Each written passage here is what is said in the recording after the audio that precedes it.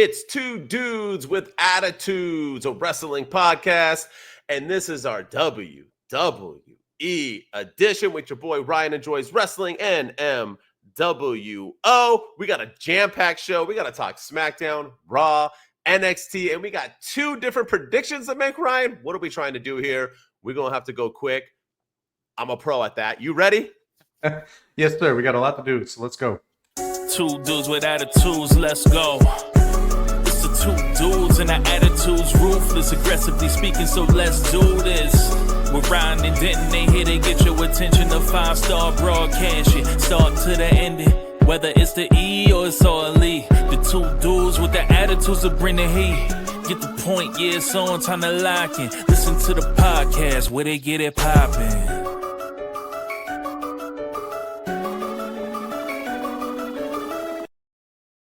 All right. And if you are someone who tunes into both of our shows, you're going to get a ton of predictions this week because we got Saturday night's main event, we got Battleground, and then we got Double or Nothing. It is going to be a jam-packed prediction show. And if you're a pro wrestling fan, good luck.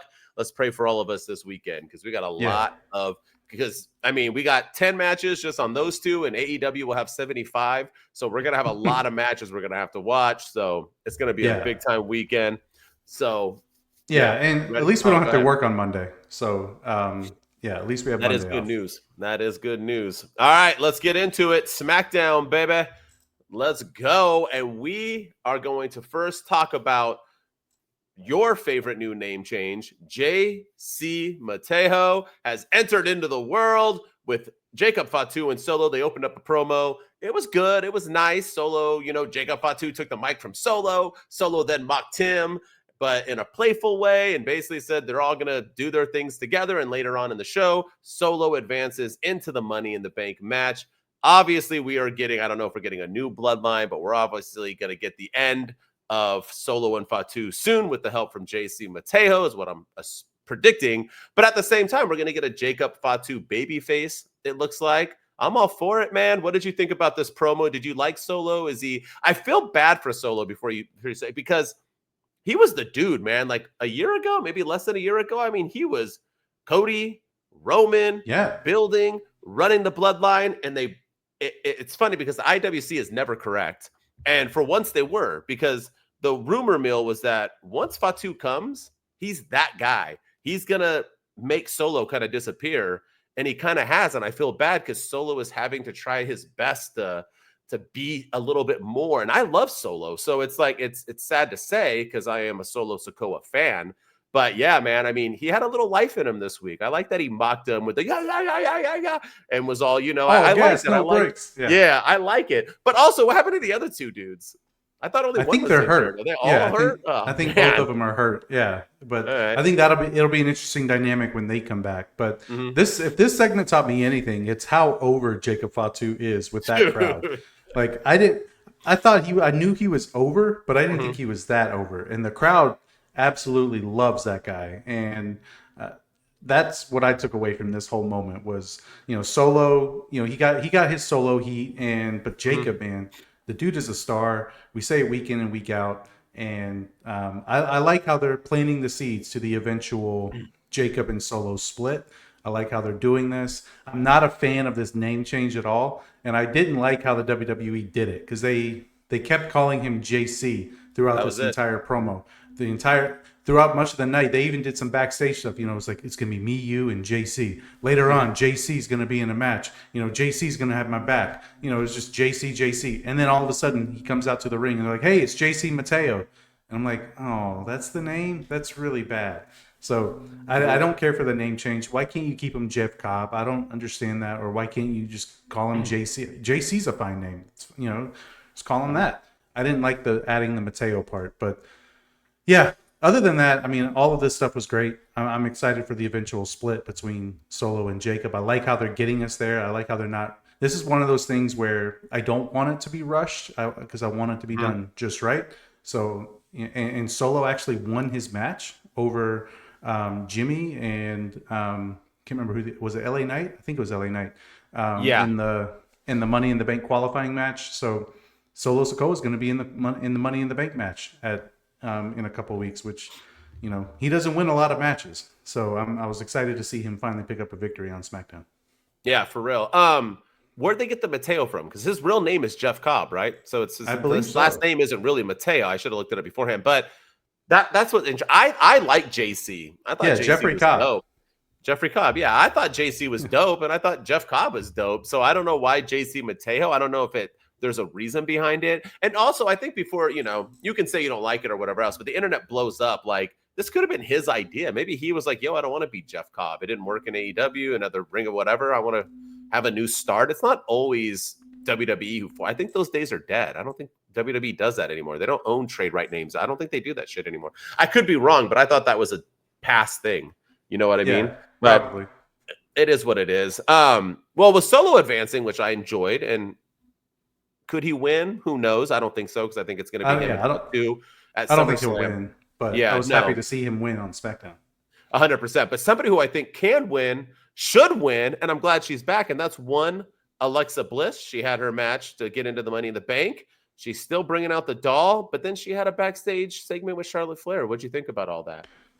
I think this is exactly what we've been asking for with Alexa Bliss. Stop keeping her on the sidelines. You brought her back at the Royal Rumble. We don't need the Wyatt Six. The Wyatt, I don't want the Wyatt Six back, and I don't think we necessarily need them back, and we don't need her to be affiliated with them if you're not going to use them. So I'm happy to see her back, and I'm happy I'm kind of curious to see where this is going now with Charlotte Flair, because last week they got in the car together, and this week, she's asking, hey, you remember what we talked about? So I am curious if she's trying to turn Charlotte Flair to the dark side, or if she's going to try to convert her to join whatever they're doing. But I'm just happy to have Alexa Bliss back and, back on our screens on a regular basis. And she doesn't need to be affiliated with the Wyatt Six. We've been saying this for the last couple of weeks now, and I think WWE's finally starting to realize that. Took long enough. I mean, there's not many. Well, a lot of female wrestlers now are the total package. Or sometimes they'll miss one thing, but Alexa Bliss got it all. She can promo, she can wrestle, and she looks good. She's a total. Why not put her on the screen? And I don't want the Wyatt Six back either. But her still having the doll is what I said they should do a long time ago, was that if you want to put her in that eventually, so be it. But don't let her sit on the sideline while Bo Dallas or whatever you're trying to figure out happen. She still has the doll, so she can still go that route when they come back. But let her wrestle now. I am confused by the Charlotte Flair stuff. Is it leading to a match? Is it leading? I mean, where are we going with this? And I think Alexa Bliss deserves to be in that conversation of the Charlotte Flairs and the Becky Lynches and the Mercedes Mones and all them. You know what I mean? I think Alexa Bliss has earned that. She's had multiple title runs. She's a phenomenal superstar. So I like it all, but I wonder where it's going. I don't think Charlotte Flair is going to join the Wyatt Six. So I don't know what they're doing with it. Are they just giving her something? Maybe it's not going to come around for another year. So maybe they're just giving her something to do. But either way, I'm intrigued, and that's all that matters. They need to boost the women's tag team division, so maybe they can put Charlotte Flair and Alexa Bliss together in a tag team, and then Charlotte turns on her or Alexa turns on her, and it sets up a potential feud in the future. So I mean, they could always go that route. But women's tag team division, it's literally just Raquel just holding a one belt, and that's it. I like how she still has it every week. She's like, I'm not going to defend it, but I'm the champ. So weird. I mean, maybe we'll get something. We'll talk about that later. All right. R-Truth and John Cena are going to have a match at Saturday Night's Main Event. They announced that with an R-Truth backstage segment where he basically had to sit down and talked about everything about John Cena. And I thought it was amazing. I think a lot of people don't realize that R-Truth and John Cena have wrestled for the actual title in the past. They had a rivalry in the past. R-Truth was a heel, and he did it phenomenally. And I remember watching these matches, and I thought he was going to beat John Cena. He didn't, but he came close. He was Quick before then, and he's been a serious good wrestler, and people just know him as this, over the top goofball. But that's like the Miz. The Miz used to be a good serious wrestler at one point too. Just because you can do both doesn't mean you don't, you're just that one person now. But R-Truth, I liked it, man. He kept it real, don't meet your heroes. And he said he's basically going to beat the damn baby face back into him. I liked it. It had fire, and I'm excited for SmackDown. I don't know, is Cena going to be on it? Are they going to talk before Saturday Night's Main Event? I hope so. No idea, but build the story, and it's a non-title match. Who cares? People are so upset. Let Cena and R-Truth wrestle. It's going to be fun. It puts John Cena in another match, so we get to see him one more time. why do we complain about everything? It's just like mind-boggling to me sometimes about how we just want to complain. And we were talking about this offline, but just a few weeks ago when John Cena turned heel, everybody was like, somebody check on R-Truth. Somebody make sure R-Truth is okay. How does he feel about this? We need a story with R-Truth and John Cena. John Cena could really get some heel heat by beating up R-Truth. Well, now we're getting it, and everyone's bitching and complaining about it, and I don't understand it.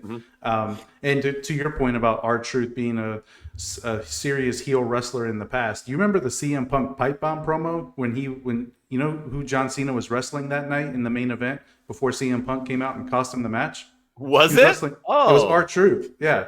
So he came out and like CM Punk hit John Cena with something. And then R-Truth hit him with the match. And then CM Punk went up to the top of the ramp, sat down Indian style, and cut the pipe bomb promo and wished that John Cena was in as much pain as humanly possible and had some things to get off his chest. So R-Truth has been a serious main eventer. And maybe that has some, maybe it's deja vu. I mean, long-term storytelling. Maybe CM Punk plays a factor in this. And maybe he beats up John Cena and he cuts another scathing pipe bomb promo after this match as well. So, I mean, there's all kinds of things that they can do with this. So, R-Truth has been a serious heel main eventer before, and I'm excited to see what he can do against John Cena on Saturday night's main event. And it's a huge opportunity for R-Truth. It's a huge rub for him to be one of Cena's final opponents.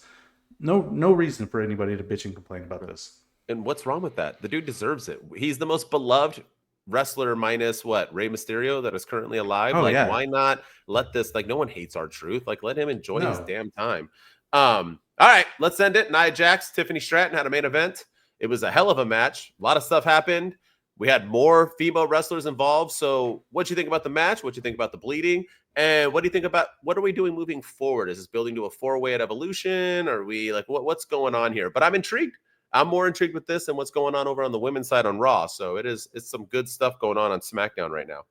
Yeah, this long ass show. Yeah, this was great stuff. Oh, and there's a report that SmackDown's extending its 3-hour. They were supposed to end the 3 hours in June, but they're extending it out because they haven't come up with a plan to go to 2 hours yet. So SmackDown's going to continue to be really long for the foreseeable future. But either way, this match was great. It was a great main event. It took a long time to get there, but we got there nonetheless. Yeah. And I mean, Nia Jax, man, she doesn't get the love and praise that she so rightfully deserves. She has improved so much. She's one of the best wrestlers that WWE has, one of the most dependable wrestlers that they have. For someone who used to injure people all the time, now she's one of the probably the safest workers in the ring and one of the overall best. And this match was fantastic. This was arguably Tiffany Stratton's best match that she's had since being the SmackDown Women's Champion. And I'm loving what they're doing with Jade and Naomi. I like that they're both getting involved, and they may be going after the Women's Championship, but they're still kind of going after each other. So yeah, I'm liking all of this. I think, like you said, this is more intriguing than whatever's happening on Monday Night Raw. You said the best. I don't know. Her and Charlotte Flair at WrestleMania was pretty. It was good. But yeah, it was. But this was a good match. The funny thing is that you brought up the fact about her being an unsafe wrestler. What happened to her on SmackDown in that main event? Oh, that's right. Tiffany Stratton decided to kick that chair full force into her freaking skull and busted her ass open. And nobody said anything about Tiffy being unsafe. And Nia Jax had an awesome post where she said, "I thought us Samoans supposed to have hard heads." And she's completely ripped open. And she didn't even hesitate. That poor girl, Nia Jax, was getting dragged to Tiffany doing her move. And you can see her what the fuck happened? She looked like she didn't even know where she was. She was like, holy shit. And Tiffany didn't even say anything. I was waiting for a whisper after the pin. You know how wrestlers will thank you, sorry, Tiffany's like, F you, man. This girl is I wonder how she is in real life. Because her boyfriend did that interview with Chris Van Fleet. And he was a cool dude. So I don't know. Maybe she was nervous, afraid, but I think they're friends in real life, aren't they? But nonetheless, it was cool, and I'm excited. I think it is going to lead to a 4-way. I think we're going to get Naomi, who looks every week. She looks a little bit different, and she is. It's what I want them to do with Bianca wherever she went. She needs to be a heel. Some people just need that new look. So Naomi killing it too. I like her vibe, and Jade Cargill's starting to look like a star with everything. That's just everyone's getting built up just right. I love it. Yeah, no, completely agree. The women's division on SmackDown is cooking right now. Yes, sir. Now let's go into some Monday Night Raw. And speaking of cooking, my boy Logan Paul was cooking. People hate on him and hate on him and hate on him. Dude cut a fire promo, really, really good. Cut a good one with Gunther, and then got taken out by Jey Uso, where Jey Uso missed the kick by like a mile, but Logan Paul still sold it like a beast. And it's just, once again, Logan Paul is here. Whether you hate him, like him, agree with his views or whatever, let's stop making it look like he's like a sideshow. He's a professional wrestler. He wrestles more than John Cena is right now. Like, he's not like that much of a part-timer. And I liked it all. I liked the intrigue of Logan Paul, Gunther, Jey Uso, adding it with, Sami. It was just overall good. Paul Heyman talking to them, Seth Rollins getting in the mix. It was like they were all just hinting, and it's leaving us wondering, and we'll get into that predictions later, that people now are all on board that Logan Paul is going to beat Jey Uso, and we're going to have a Logan Paul Gunther. That's what you need to do, and that's what pro wrestling storytelling is all about. Don't make it obvious, right? Until it happens, and when Jey wins, everyone's going to be like, I knew it the whole time. Yeah. But yeah, obvious, Trips. But yeah, what say you? Did you like all the interaction between all of them throughout the show? I mean, you had Paul Heyman, Seth, Logan, Gunther, Jey all meeting each other at some point, talking. I thought it was good stuff. And I thought Logan Paul and Gunther in the ring it felt good, man. And Logan sold it. He looked scared as shit. He sold like the frightening, like Gunther was intimidating him. You can see it. It was really well done. No, it was. And I think this is the most important that the World Heavyweight Championship has felt in a very, very long time. And because, you've got CM Punk, who still wants his title shot, that Seth Rollins has cost him several times. You have Seth Rollins, who wants his shot at the title. You've got Logan Paul. You've got Gunther.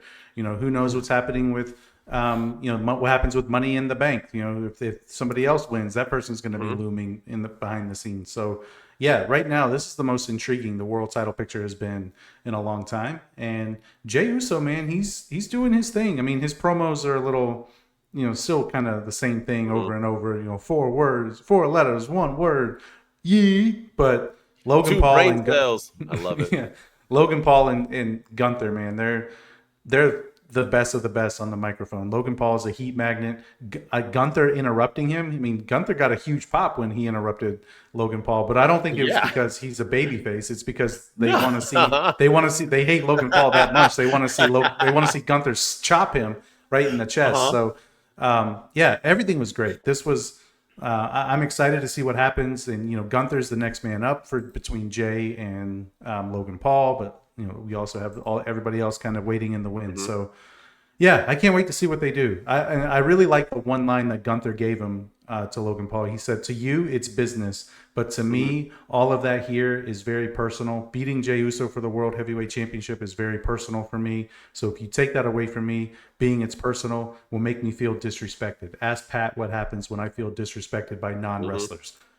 He talked about his feud with Pat McAfee, and Pat McAfee even sold it. Like, he showed the bruises on his arm from his match. So everything about this was very, very well done. It made Gunther look like a badass. It made Logan Paul look like a chicken shit, and it made Jey Uso look like the hero that we all want him to be. Yeah, Logan Paul. So, let's fade into the main event. So we got Jey versus Bron, where Bron was to wrestle Jey, not to win a title, but to get him ready for Seth to win the title, I guess. What say you? Let's hear about it. A lot more happened because we got Logan Paul back and everybody else. So. Yeah, the main event was interesting. It was fun. It was a good match. I don't really. It wasn't a memorable match. It was nothing that I'm gonna take out of it and be like, oh my gosh, that was match of the night. But man, like I like that. Seth Rollins got involved. I like that Paul Heyman, that Jey Uso was going after Paul Heyman and he was stalking him, and Seth Rollins then came out, and thank God I hope he's done with the campy outfits, because he looked good this week with those with those jeans and everything. Like, he looked legitimate this week. But I like that it was Seth Rollins that got Bron Breakker disqualified and not Paul Heyman, and he beat down Jey Uso, and then that led to CM Punk coming out. That led to Sami Zayn coming out first, and then CM Punk coming out to even the odds. And I thought it was a great way to end the show. It was. I like how they're kind of telling the story that how difficult it is to be the champion once you have the title, and I think Jey Uso is learning that firsthand. That he might be the champion now, he's loved by the fans, but everybody's gunning for him, including some of the people he's in the ring with and some of the people he's aligned with. So I can't wait to see what they do at Saturday night's main event. Yeah, and I like the underdog role. I've said that they're giving him, but at the same time, it was hard to believe him as the world champion this week. I didn't like the tank top. Yeah. I thought he looked. I don't like when AEW stars wear that like so-called wife beater, in quotes, whatever they call it, tank tops that these people like.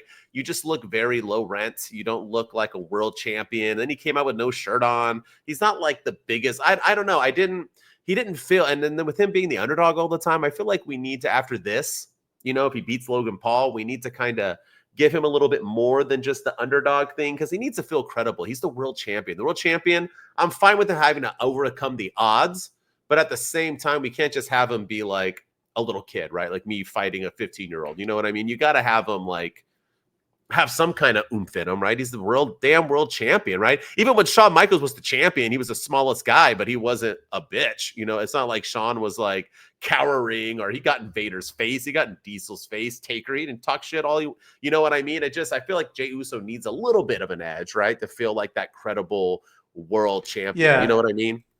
Yeah, no, I think that's fair. I think he needs something, and unfortunately, I don't think we're going to get it after Saturday night's main event, because there's Gunther waiting there, and we all know how they booked him and Gunther for WrestleMania, so it's probably going to be more of the same, where agreed.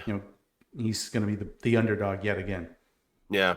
Well, something tragic happened on Monday Night Raw. We had a Money in the Bank qualifying match with one Rhea Ripley, Zoey Stark, and a returning Zayn. And in the match, Zoey Stark went to go do a drop kick and completely tore her freaking knee and leg in half. It's gruesome. If you haven't seen it, don't. And Rhea Ripley ends up advancing. Let's hear your take on all of this. I'm assuming she tore her ACL, her whatever else's are in there. I mean, and she just came off an ACL, correct? Yeah, she just tore her ACL back in 2021, and her ACL, and I think her meniscus or something along those lines, but it was back in like 2021. So, but she just posted on X earlier yesterday, actually, that they still haven't come up with they haven't announced the diagnosis or the prognosis of her knee, but she just wrote, "Wow, the love and support means more to me than you'll ever know. What hurts more than my knee is knowing I won't be able to perform for all of you for a while. I love what I do, and I'm blessed to do this. As the saying goes, the comeback is greater than the setback. Love you guys." So she's going to be out for quite some time. That tells me it's a straight tear of the ACL or some ligament in her knee. And shout out to Zoey Stark. I think we take all these wrestlers for granted, and they put their bodies on the line for our entertainment. And now she's going to miss probably a year of her career if it is a torn ACL. Oh, it's got to be longer than that. Did you hear her screaming? Yeah, it was she was bad. Straight screaming. Yeah. There's like levels to injuries, right? One, if somebody is screaming and horrified, it's bad, right? It's not. Or when they're getting carted off in the NFL and they're crying, it's bad, right? Like there's levels to like, okay, that's like a bad injury. I mean, her leg bent. My thing with it is that, for one, people were blaming her or blaming Zayn not being in the right, because she yelled Cara or whatever. Get out of here with that. We don't blame people. Wrestling, that's the industry. My only thing was, I watched it a ton. I'm confused on why she tried to land on her leg. She does that drop kick all the time. She always lands on her side. Do you think she like midair thought like, oh, I'm going to miss her, so if I just land on my side, I'm going to look stupid, so maybe I need to try to like extend my leg to kind of get her? Because she got her with her one leg, but since she put it out, she couldn't put out her other one because it was too far, so that's why it bent and land. I just wish she would have just landed on her side and looked like a goof, because I feel like it was preventable in a sense. I just feel so bad because I love Zoey Stark. You can go back and I think she's a huge star. She has a great look. And this is twice now she's been injured with long-term injuries, and she's come in. I don't know if she's gonna. WWE releases people all the day. Like, I just don't. Yeah, I think they'll help her recover, and we'll never see her. It's sad, man. It's hard to come back from those things, and it's got to mentally F you, right? Paul George said that when he came back, and so on. Aaron Rodgers, even though I hate the guy, said his first year back, it's in your head, right? You're afraid to you got to get back into it and build that comfort again. And her main move's that damn drop kick, missile drop. You know what I mean? Like, yeah. I just feel, but why didn't she land on her side? I'm just so confused, because she could have. And if she would have just landed on her side of her body, she would have been A-okay. She just tried to I don't know why she tried to land on her feet. It was weird. It makes me wonder if there was some sort of, I hate using this word, but botch from like Kairi Sane, that Kairi Sane was supposed to do something That's different. What people are claiming, yeah. And, Zoey Stark did the drop kick and then realized that, oh, she's not in the position to do this. So, and then she like tried to adjust in midair or something and landed on her knee instead. So either way, it's just, it's unfortunate. And, there's people out there that are complaining about Rhea Ripley getting the victory because they actually thought Kairi Sane had a shot of getting the win. Now that is something that I don't necessarily agree with those people on that, but I also kind of see their point as to why you would bring Kairi Sane back after 6 months of being away just to have her lose. But at the same time, I think the WWE made the best out of a bad situation because I think Zoey Stark was there to take that pin. Oh, 100%. Well, she was such like an outlier in that match. I mean, AEW just did that with Sky Blue. They brought the chick back in her hometown and she lost in a four. Had her lose. It happens. I know. It's just ridiculous. Coming back doesn't mean. And I didn't say that about Zoey Starks and the fact that I think like, oh, it's your fault or I just mean it because I wish she wouldn't be injured. And I just wish she would have just fell on her side because I love that girl. And I cannot even imagine that pain she's going through just mentally more than physically. It's gotta, man, you live your dream, dude. Poor Zoey Stark. So prayers up to her. Yeah, for sure. Let's get into it. I'm gonna let you take the reins too. Judgment Day had a big night, homie. Talk about it. My dudes are back, even though Finn Balor did look a little mischievous, but let's hear it.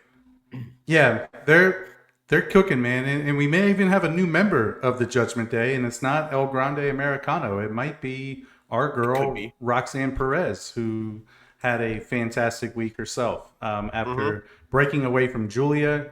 One thing we didn't talk about is Julia is now a full-fledged member of SmackDown, and Roxanne Perez is now a full-fledged member of the Raw roster. So Roxanne Perez got a huge victory over Becky Lynch and Natalia, and then she's buying chicken nuggets for Dirty Dom backstage and getting apples for Carlito, and Finn Balor's all about it. Judgment Day. This is how we need to treat the Judgment Day, though. They feel important. They're not bickering. There's still a little like questionable motives, but within the group, and they're not constantly arguing and yelling at each other in the clubhouse. And it doesn't feel like a house divided. It feels like they're all on the same page, or so we think, which is the way it should be. And then Liv Morgan's supposedly coming back soon, so it's gonna be interesting to see her dynamic with the addition of Roxanne Perez buying her man nuggets.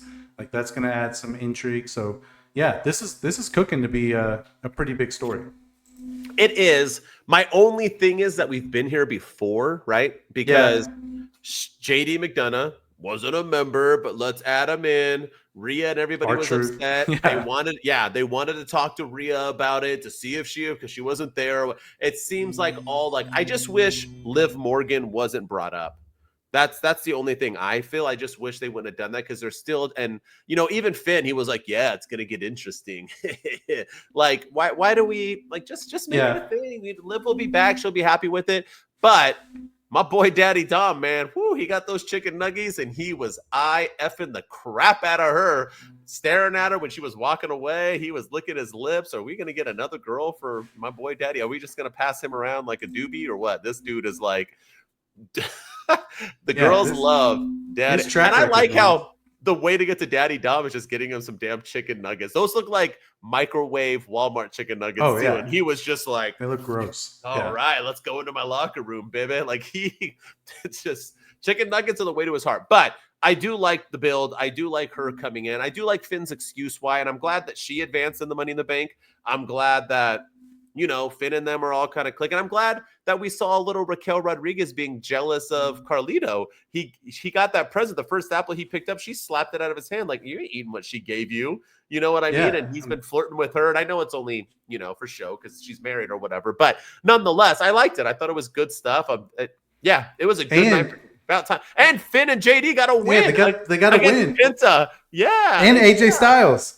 Styles, I know. So it was like a huge Judgment Day night, how it should always be. I was loving it. I was loving if it. If you're gonna make them take up 3/4 of the story on Monday Night Raw, which they seem to do quite a bit, they need to feel important, and by having them win matches makes them feel important. So shout 100%. Out to and JD McDonough, man, like he doesn't get talked about enough for the pain and the abuse he goes through in the ring. And we don't talk about it. I mean, we've talked about his injury coming back and everything from that enough. But did you see his chest after that match? All those chops he took from. I mean, that thing was red. That thing, it was redder than Sheamus's after his matches with Gunther. I mean, it was damn red. And so shout out to him for taking those chops in the ring like a champ. I agree. All right, NXT time, baby. You ready? We had a jam-packed show. Sort of. They had some build to Battleground, but some not so build to Battleground. But let's start with a match that got announced, and that is one Ethan Page versus Ricky Saints for Ricky Saints North American title. What did you think about this? You excited about this? Did you like the build-up? Did you like Ava? Like, you guys don't decide you're gonna wrestle. You guys are gonna wrestle. I was like, huh? Yeah. What the? So what'd you think? I'm like, I didn't excited. Yeah, I didn't like it. It was weird because she was like Sean. What's the guy's name? Sean Spears. No, not Sean Spears, but the guy who's like the rightful contender for. He's like on LFG or whatever, or on. Yeah. That guy came in. Yeah. He's supposed to get the next shot at and Ava pointed that out really quickly, and I didn't.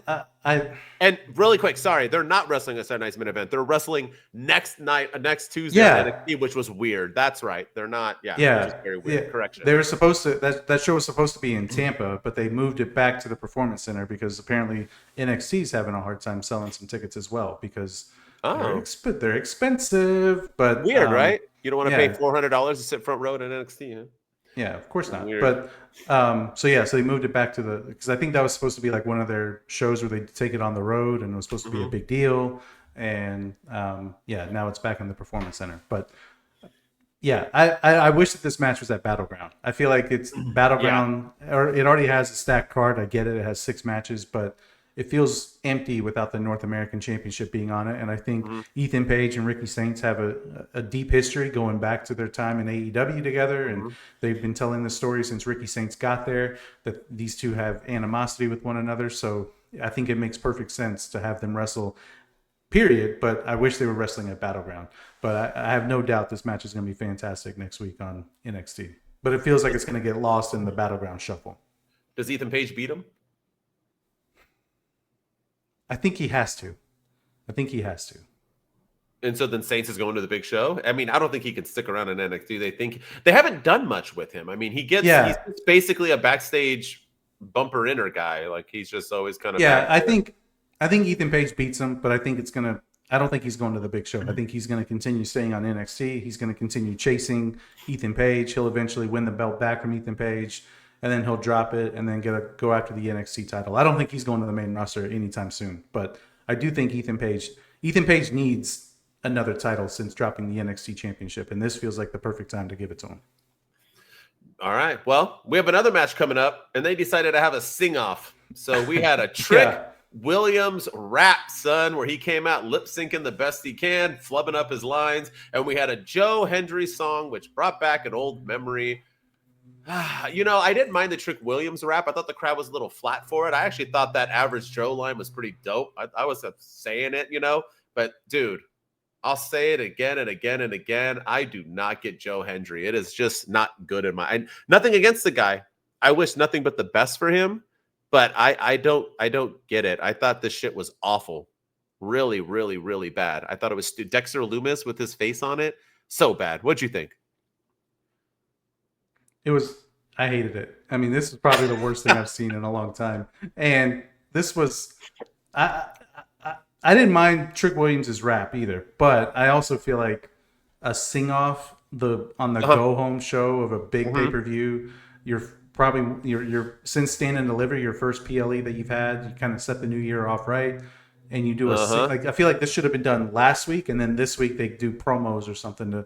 But it felt very like I can't take this match seriously because one guy's rapping and the other one is singing, and it felt very much like a Temu version of one of the Rock concerts or what Elias used to do in the WWE. And I don't know. It just didn't hit for me. And then I didn't like Joe Hendry bringing up all the stuff about Carmelo Hayes. Like, oh, you were the lousy sidekick to Carmelo Hayes, and you were Melo's bitch. And it was just like, why? Like Trick Williams, I don't know. It felt like that was the only material that he had, but he hasn't been aligned with Carmelo Hayes in over a year, and they were feuding last time so it was just like, oh, I've got this one in the chamber. It's been here for 2 years. I'm ready to unleash it. And it's completely irrelevant. But the fans were getting into it and calling him Melo's bitch. It was just a very, very weird thing. And then the thing with Dexter Lumis and all that was just so bad. All of it was bad.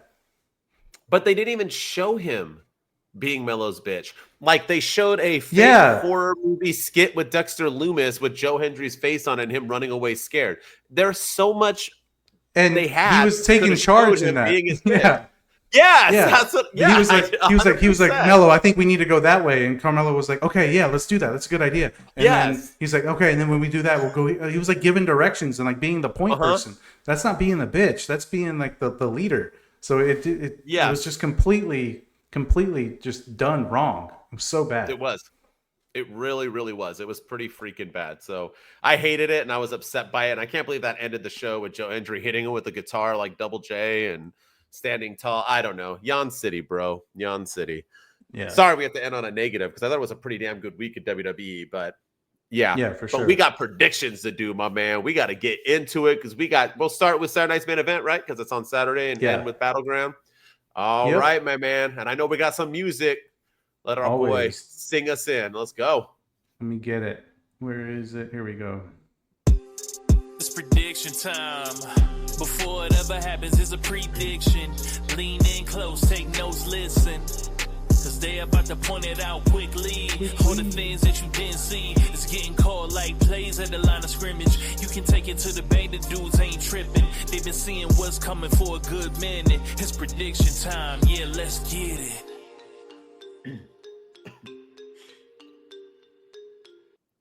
All right, I'm saying it right now. I'm about to go 10 for 10. So if you don't live in California, just take this straight to DraftKings, my friends. We're about to make you some damn money. I'm going 10 for 10, homie. All right, let's start it off. Drew McIntyre versus Damian Priest in a steel cage because, it's serious. Who do you got, my man? Unfortunately, I think Damian Priest is taking the win. They gave Drew McIntyre the victory at WrestleMania. And I think they're ready for this feud to be done, so McIntyre can go after Jacob Fatu, go after the Timu Bloodline, go after Solo Sikoa, whoever, because he was staring them down as he was leaving the ring before they did their segment. So he might have unfinished business with them. There's also LA Knight that he's been having problems with. So I think Damian Priest gets the win, and this feud comes to an end. All right, I'm gonna do opposite. I'm gonna go with Drew McIntyre. I think he deserves to get wins. He finally got that big win at Mania, and I think he should continue. I don't think Damian Priest is in a spot right now where he's going for any titles. I think they can maybe send him off to what's over at Smackdown, the US or whatever it is. He can go after that secondary title. I think we need Drew McIntyre win, and that will elevate him to maybe going after all the world heavyweight champions. So yeah, I'm going to go Drew McIntyre on this. Yeah, I want Drew McIntyre to win. I just feel like Damian Priest is going to get the win. He probably will. But I said I'm going 10 for 10, so he's not. Yeah, boom. What's next? Go. All right. Non-title match between John Cena and R-Truth. By the way, is the cover of Sunday's main event with John Cena, is that like him like, I'm a good guy, but I'm a bad guy because he was like making poor. Are they going to do that in this match? Is this match going to be him like starting to doubt himself because R-Truth said he's going to knock the baby face back in? Oh, gosh. All right. That wouldn't surprise me. Cena was hinting at it at the end of Backlash when he was just standing in the ring. Which like he just turned heel on March 1st, and here we are May 24th, and we're already talking about turning him back into a babyface because it's not working, like we said. Oh, it's definitely not working. One day people are going to listen to us instead of copying us. So no, they'll just keep copying us. They'll complain about us in the comments, then take our shit later and copy us. Yeah, exactly. That's what they do. All right, who you got? I'm going to go R-Truth. Wow, that's crazy. Yeah, I am going R-Truth. I think R-Truth. No, you are not. No. John Cena's winning. John Cena's winning. I could see maybe R-Truth winning by like disqualification or something because John Cena wants to ruin wrestling or something. Possibly. And he cheats. He hits him with a chair, does something like that. But R-Truth is not pinning John Cena on Saturday night. No, he is not. I think it's going to be a lot of near falls. I think they're going to really invest this crowd into thinking R-Truth is going to win. I think Cena's going to give some Roman Reigns type pinfalls where he's like 1, 2, and 3/4, and he's going to like barely kick out and get this crowd in it. And then John Cena's going to hit him with like one freaking move, one finisher, and it's just going to be over. Or maybe he'll submit him to prove a point. I don't know. But yeah, I think R-Truth will be close. I don't think it's going to be a squash. I think it'll go about 10 or so minutes maybe. But I think, R-Truth will end up losing. We'll have hope. Do we get the return of Cody Rhodes? And does he help R-Truth win? Could he help R-Truth win? Because it's non-title, so... Yeah, I don't think they're going to know because you can't have John. I mean, John Cena probably wouldn't mind losing to R-Truth. I think they are that close and this and that, and that'd be fun. But no, because R-Truth said he wants to knock the babyface back into him. That's if he wins and he doesn't. What is it? I don't think so. I don't think we're getting Cody yet. I think Cody's enjoying probably hanging out with his family and not having to do everything for wrestling. So yeah. All right, what's next? Woo! Yeah. All right, here's the one everyone's saying. Logan Paul's going to win. Everyone from all these official pro wrestling apps and TikToks and so on, they're all saying Logan Paul's going to win. Logan, who do you got? Jey Uso is walking out with the World Heavyweight title. Logan Paul is going to do what he does. He's going to steal the show. He's going to have a viral moment. He's going to do some crazy spot like he always does. And it's going to be a great match, and he's going to continue to show why he is good at being in the WWE. He may be a shit person. He may be a horrible human being, but he is a damn good wrestler, and he's a damn good performer. And he's going to show that he belongs in WWE. But Jey Uso is going to pin Logan Paul to solidify his reign as World Heavyweight Champion and go on to face Gunther at the Monday after Money in the Bank. They keep alluding to that too. The Monday after Money in the Bank. Yeah, I agree. I think Jay's got it. I could see somebody helping Jey Uso win possibly. I don't know who. Maybe Logan Paul's next rival or so on. But yeah, AJ Styles, AJ says something like that. Yeah, I can see somebody helping him win. So they kind of don't have Logan Paul, to just taking an L to him. But I mean, Jey Uso just submitted Gunther in 4 seconds. You don't think he can beat Logan Paul? Now, Jey Uso's going to win, move on and move forward. There's too many things going on. I think it's building to something else, which we're going to talk about right now. And that's the match I think is going to be the main event. Yeah, look at Sami Zayn. He's smiling his little ass off. He has told everybody that he is there to move it forward because he's that good guy. He's really embedding it into our brains how good of a guy he is. And it's him and CM Punk versus Seth freaking Rollins and Bron Breakker. Who do you got? I think Seth Rollins and Bron Breakker are going to win. And I think Sami Zayn takes the pin. I do think Sami Zayn is going to turn and become the third man of this group. I think he's going to go heel. And I do think maybe he feuds with Jey Uso next after this Gunther thing. And I think that maybe he takes the title off of Jey Uso. But I don't think he's doing it yet. I think it's going to continue being like, see, I told you, CM Punk. I told you could trust me. I think something like that's going to happen. He's going to continue building their trust. And then he's going to strike. So I think he's going to turn, but not here. Yeah, there's no chance Seth and Braun don't win this match. But with that said, I like your idea, and I think that is probably more plausible. I think it's like 65% happening. I'm going Sami Zayn turn right now. I think he's going to turn right now. I don't know if he's going to join that crew, though. I think he's going to turn and just kind of walk off, and then maybe on Monday Night Raw or whatever, Jay's going to approach him, and he's going to be like, yo, man, kind of act like he's not a heel. He's just doing what's, right or whatever, or Punk this and that. Or he's going to turn straight heel and whoop on Jay. But either way, I think Jey Uso's path to losing the title is not Gunther or Jay. I think it's Sami Zayn. I truly think Sami Zayn's first ever championship win will be against Jey Uso. I think it has history. I mean, you got to think, man, Jey Uso never liked Sami Zayn. He was always anti him, never wanted him in the crew. That was forever. It's close. Yeah. So shit's going to play back. I'm telling you, man, long-term storytelling, Sami Zayn's getting boring. heel turn. I think it starts on. It has. The only reason why I really think it's Saturday Night's main event is because something has to happen. If you have Jay retain, Cena win, whatever happens in Drew and Damian, it is what it is, right? You got to have a big moment, right? Or people are going to stop tuning into these things. That's a big moment. I think that closes out the show. I can see that's why I was asking about Cody Rhodes coming back, because I could see them doing that and saving Sami's heel turn for possibly a PLE or that Raw that after Gunther and Jey Uso wrestle and Jey Uso gets the win and Sami Zayn comes out to celebrate with them, and then he turns on him that way and keeps him away from the Seth Rollins Braun Breaker group. So that can happen too. Yeah. All right. Take him to the bank. 4 for 4, even though we decide we were even on only 2 of them. All right, let's see how we do on NXT Battleground. This is on Sunday, and it's going up against Double or Nothing. Holy guacamole. Head to head. Man, imagine if Battleground got more view. I mean, we'll never know, but damn, that's surprising. All right, let's get into it. We got what's up first. There it is. My favorite wrestler. You can check the receipts. Sol Ruca defending her North American Women's Championship against the woman who beat her for it originally. So this has history. Kalani Jordan. Who do you got? Don't tell me a heel turn. Don't tell me that the girl's going to turn on her. Do not say it. I already can read your mind. Don't do it. Were you saying something? Because I'm just looking at this picture of how 2 beautiful women of Solo. Yeah, it's a damn good picture. Dude, it really, really is. I'm sorry. I missed everything you said. But Sol Ruca is I'm surprised you said that line and not me, because how did I not notice these 2 gorgeous women? Holy guacamole. All right, get into it. What? Yeah. Sol Ruca's retaining. I don't think who's Zenadiah or not Zenadiah? Zaria, yeah, not Zaria, Jesus. Zaria is gonna. She'll turn on Sydney Sweeney on her. This is not a.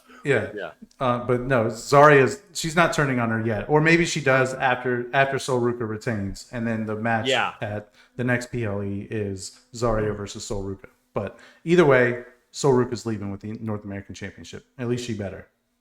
Yeah. You're not getting any feedback, are you, right now? No back feed? My speakers my headphones died. All right, so. No, we're good. That's what happens when we're live, my friend. Yeah, I agree with you fully. I think Sol Ruca has to retain. She's probably the hottest NXT female wrestler right now currently. So, yeah, I'm going with Sol Ruca. But, yeah, Zaria or Zendaya, maybe both of them, will turn on. Maybe she makes an appearance. Yeah, she makes an appearance. All right, this is a hard one to go. We got Tony D, forget about it, versus his former guy, Stacks. Who's going to win? It's got to be Stacks. Stacks has to solidify his heel turn. He can't come out of the gate losing. But Shawn Michaels also likes to turn people heel and then never have them win again. See Wes Lee when he turned heel. When's the last time he won a match? So I could see Tony D'Angelo winning, but I think Stacks needs the win. So I'm going to predict that Stacks gets the win. He's going to cheat to do it, but he's going to get the win. Oh, yeah, Stacks for sure is going to win. And maybe everybody turns on Tony D and they all join Stacks, his whole crew, and that's how he wins, because that's kind of how I'm seeing it. Stacks needs this push, man. You got to push him. The end. By the way, why are these guys in water? Battleground is a battleship? I didn't know that. I guess, yeah. Just catching this on right now that they're surfing. All right, it made sense with Sol Ruca, but now I'm confused. Yeah, there's a boat back there and everything. It's weird. It's like a battleship, yeah. Woo! The match everybody is paying to see. We got Josh Briggs and Hank and Tank versus the Cullen. The Cullen is Sean Spears' crew, in case you didn't know. Who do you got, and do you care? Yeah, I don't care about this match whatsoever. As much as I like Hank and Tank, and Josh, I do think Josh Briggs is going to pin Jensen Brooks or Brooks Jensen. So I think because they have that history with each other, so I think one of them is going to pin the other one. But I'm going to go the tag team champions continue their momentum. So Hank Tank and Josh Briggs get the win over the Cullen, with Brooks Jensen taking the pin. All right. I think I'm going to go the Cullen. I mean, they're trying to build themselves up right now. I mean, they had a pretty cool entrance. The girls in the front, and they all kind of come out and follow her. I don't know. I'm going to go with the Cullen, and I think Josh Briggs takes the pin. That's what we're going to do, polar opposites. But yeah, I'm going to go with the Cullen. I think they have to, or what's the point of them? I don't like when factions lose to non-factions. It just doesn't make any sense. It's like, then why are you a faction if you can't beat people who just pair together randomly? It's like when a tag team champ loses to 2 random dudes. It's like, huh? Like you're a tag team. Like you should win against non-tag team people. Or when a celebrity beats a pro wrestler, like you're a celebrity. You shouldn't beat a pro wrestler. All right. What's right? What's next? There's Jey Uso. I mean, there's Logan Paul. So he is not a celebrity anymore. Let's go. Woo! This is probably the most predictable one. Stephanie, she don't care but care versus one Jordan Grace. I'm gonna be honest with you. I watched NXT, and after NXT, I did the Who's Wrestling, and I had no idea that they were even having a match. So I don't know if I missed it or they haven't invested in it, but that's Jordan Grace she did like some backstage vignette talking about, she wrestled on the indies, I wrestled on the indies, she wrestled in Japan, I wrestled in Japan, we've come from the same background.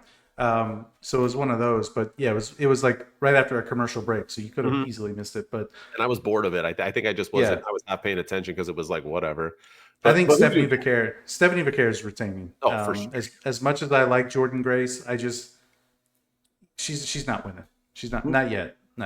No, and how do you feel for her, right? Like, I mean, she was killing it. I also have Stephanie Vaquer, but she was killing it in TNA, and she's this huge monster. She's built herself up, and then she comes over to NXT, and I said they moved her too fast, man. You can't just like get right into the title picture. Then when you lose a bunch, she's gonna kind of fade away. I think. I don't know. We'll see. Maybe I'm wrong. She needs to go down to the mid-card scene and help elevate the North American Championship or something. But yes, right now I'm not feeling Jordan Grace right now. Nah, she don't want none of Sol Ruka. Get out of here with that. All right, the match that I think is gonna main event. We got one Joe Hendry versus Trick Williams for the TNA World Championship. I did like that Joe Hendry ended his song saying the TNA World Champion. I did like that he got that push on the NXT program. But who do you got, man? Joe Hendry ended up on top. Yeah, I think Trick Williams is going to win. I think Trick Williams is going to make history, as he always does, and become the first non-TNA wrestler to hold the TNA Championship. And then I think it's going to do wonders for TNA's programming. He's going to go to TNA's program on Thursday nights, holding that title, boasting about winning the belt. And then it's going to open up some opportunities for him on NXT as well. People are going to be gunning for him there too. So I think Trick Williams has to win. I think it boosts that partnership and makes that title feel even more important, taking it off of Joe Hendry and putting it on Trick Williams. So I love you, Ryan. I never want to call you out, but I do think the TNA Championship has been held by a non-TNA champion twice before, with Kenny Omega and Christian Cage. True. TNA, remember they did did this first before. Yeah. Maybe they were considered Impact, so I guess you are half right. But I do think. No, I was talking about more like being held by a WWE. Yes. A non-WWE title on a WWE wrestler. Yes. Just in case people hit us up in the comments, I wanted you to be. But here's it's going to happen. Yeah. But my thing is that, I think Trick Williams is going to win. It solidified that when Joe Hendry ended up on top. You don't end up on top and then win. That's just not how it works. And I think this is good. An NXT, Trick Williams being on both shows, being on TNA, Joe Hendry will beat him again eventually and win it back and fight for the honor. I think this is perfect storytelling. So I think Trick Williams will win. That's why I think it closes the show. I think it'll be a big deal. Yeah, I can see that. And then the last match, Oba Femi versus Miles Bourne, came out of nowhere. We didn't talk about it. I thought they had a fire promo, and I thought Miles Bourne delivered it perfectly. It was heartfelt. I loved everything he said. And man, who do you got, Oba Femi or Miles Bourne? Miles Bourne's going to steal the show. Miles Bourne is going to put in a hell of an effort, and Miles Bourne is going to be kind of like the R-Truth on Saturday Night's Main Event. He's going to get the crowd thinking that he's actually going to do this. He's going to slay the giant. He's going to beat Oba Femi, but Oba Femi is going to end up retaining. But it's not going to be easy. Oba Femi is going to take him lightly, and it's going to be harder than he thought. So I think Oba Femi escapes with the title. It's not time to take the belt off of him yet, but I think this solidifies Miles Bourne moving forward. I fully agree with you with everything you said. I got Oba Femi, and I got the same thing happening. I think Miles Bourne will become a star, and hopefully they continue to utilize him, and he can elevate himself and win some matches after this. So, All right. Take it to the bank, y'all. That was our predictions for both Battleground and Saturday night's main event. And as always, we got to end it on a low note and a high note, our LVD and MVD of the week. It doesn't mean we hate or love these people. It just means we thought they were the least or best booked professional wrestlers of WWE for SmackDown, Raw, and NXT. Ryan, who is your LVD of the week? I hate doing this because I feel like he could be LVD every single week, but I got to go with Grayson Waller. I'm sorry, man. Like, the guy keeps losing. He's so much better than what they're giving him. He lost to Sheamus this week. He even wanted to quit the match, and then Austin Theory convinced him otherwise, and being like, "Hey, no, we don't quit. Let's stay in there." And then he continued to get slaughtered by Sheamus and smacked around by Sheamus, and But I'm also at the same time, I'm also over this story with him and Austin Theory. Like, turn already. Like, I don't want Solo and Jacob to drag out too long. But I also don't want them to turn just yet. I don't want the Judgment Day to turn just yet. I want them to continue going, but that can't keep going much longer. Austin Theory and Grayson Waller have been bickering and threatening to turn on each other for the last 9 or 10 months, and now I'm ready for them to just break up already and turn Austin Theory babyface and let Grayson Waller be a heel and let them feud. But Grayson Waller, man, he's so much better than what they're giving him, and him losing every week just isn't doing it for me. So I'm going to give him LVD of the week. That's a fantastic pick. And it's sad that you have to do that too. And I know it hurt you to give that. They even looked low rent. Like I talked about Jey Uso, in the tank top, looking like not a champion. What was Austin Theory wearing? It looked like didn't do his hair. They just look sloppy and like they don't get that. They look like the next two people going to get fired. And it's sad because they're both superstars. Literally, 100%. They're just not getting used. My LVD goes to your main man, one Joe Hendry. Joe Hendry, you're going to tell me right now that you are going to be on WWE television promoting your brand as a world champion, and that's what you give us? Whether or not HBK booked it or whatever, and you just ran with it, that was like I said, even that awful song in the bringing up Carmelo Hayes for no flipping reason. Why would Trick even care about that? It's like he would get mad about that. You did the wrong backstage stuff. Past, what? There's so many things of Carmelo, get my stuff. That's why Trick turned on him, because he was treating him like a little bitch. You had so much to run. Why didn't you do that? Instead, you I don't know. And the funny part is, Trick he won that. He ended up defeating Carmelo, taking the belt. He ended up on top. Yeah. What a sad moment. He was treated like a bitch and then overcame it and beat him for the I don't know. It was all just stupid. Joe Hendry, dude, do better, man. Do better. I agree. I completely agree. It was so bad. It was such a bad analogy to make, because I don't to me, I equate that to when AEW brings up when Adam Cole was in NXT. It's okay, I get that. We know that's part of who you were, but that's not who you are anymore. You're in AEW now, so stop bringing up it. But that also was a long time ago. Carmelo Hayes and Trick Williams was a long time ago, and I feel like that's all Joe Hendry had, and it was just a sad insult. It's like when someone goes to Cody Rhodes and it's "Hey, you used to be Stardust," and it's that's not really an insult anymore, dude. It's kind of he's embraced that already. So it's over and done with. It's just a cheesy line. It is. Yeah, and he just, pin Roman Reigns at WrestleMania. But all right, let's end on a positive. The MVD of the week. Who do you got? It could be a lot of people. Yeah, I feel like I'm going to go with the woman. I'm going to go most valuable dudette. And I'm going with none other than Roxanne Perez. Woo! Last week, when we did highs and lows, I said that she was one of my lows for the week, just because she was being used weirdly, and she kind of disappeared for a while, and then in this random team with Julia. But it just goes to show what a difference a week can make, because she had an impressive showing at the Rumble and then at Elimination Chamber, and then she just kind of disappeared, didn't do anything at WrestleMania, and was randomly paired with Julia for whatever reason, and then was juggling some time on NXT, and now she's a full-fledged member of Raw. And she's away from Julia. And this week, she was so damn impressive in the ring and backstage. Last week, she got to share the ring with Io Sky and the face of WWE and Rhea Ripley. And this week, she gets a huge victory over Natalya and the GOAT, Becky Lynch. I know Becky Lynch was taken out of the equation by Lyra, but it still counts in the record books as a win over Becky Lynch. And it's something that she can use going forward as a motivating factor. And then that and her being courted by Finn Balor in the Judgment Day, buying nuggets for Dom, apples for Carlito, all while Liv Morgan is absent. They're setting her up to be a huge, huge star. And now she's in the Money in the Bank ladder match. And, you know, she was impressive in the Royal Rumble. She killed it in the Elimination Chamber. And I think she's going to steal the show and make the highlight reel at Money in the Bank. So after being one of my lows last week, I'm going to give it Roxanne Perez for a quick turnaround. And she is my MVD this week. Oh, great pick. And why? I think she could win and should win Money in the Bank. I mean, I want Alexa Bliss, but if Roxanne Perez won, it makes sense, especially if she joins Judgment Day.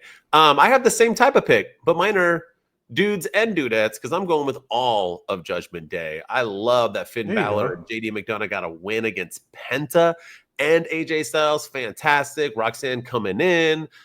Dirty Dom is just looking like a beast every single week. The chicken nuggets, the apples for Carlito, they were all in unison. They just felt finally like, and they've been like this, you know, they did have a couple losses with Finn and so on, but they still have been feeling important. Looks like we're moving past that whole, you know, Finn Balor thing. And I even like that Finn Balor alluded to the fact that, hey, I've been talking to her for the past couple weeks, which we saw back, you know, behind other promos and stuff. I'm glad they're bringing that stuff up.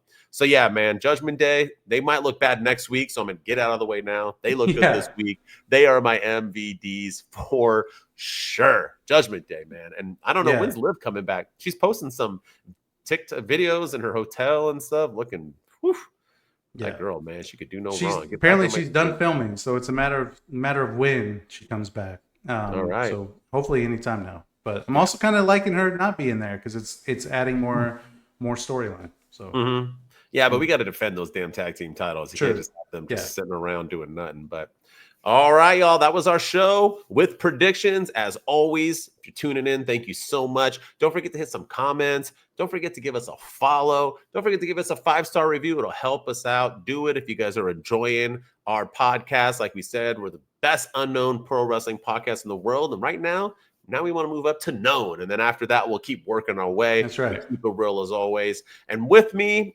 actually, I'm MWO at my_wrestling_opinion on all social media. So if you want to check me out and just hear me, you can do so. And with me, as always, is at Ryan Enjoys Wrestling. Go follow me on all the social media platforms. Go follow us on TikTok at 2 Dudes with Attitudes. Go follow us on YouTube at 2 Dudes with Attitudes and subscribe to our channel. We're starting to get views. We're starting to get some likes and attention. So we appreciate all the love and support there. And go follow us on X at 2 Dudes PC. And we're on Instagram now at 2 Dudes with Attitudes Podcast. So go follow us on all the social media platforms. And then if you're listening to us on Apple and Spotify, we appreciate all the love and support. Go leave us a 5-star rating and review and tell everybody about your favorite 2 dudes on the internet. 2 Dudes Wolfpack, we out. 2 dudes with attitudes, let's go. It's the 2 dudes and our attitudes ruthless, aggressively speaking, so let's do this. We're Ryan and Denton, they here to get your attention. The 5-star broadcast shit, start to the ending. Whether it's the E or it's all E, the 2 dudes with the attitudes that bring the heat. Get the point, yeah.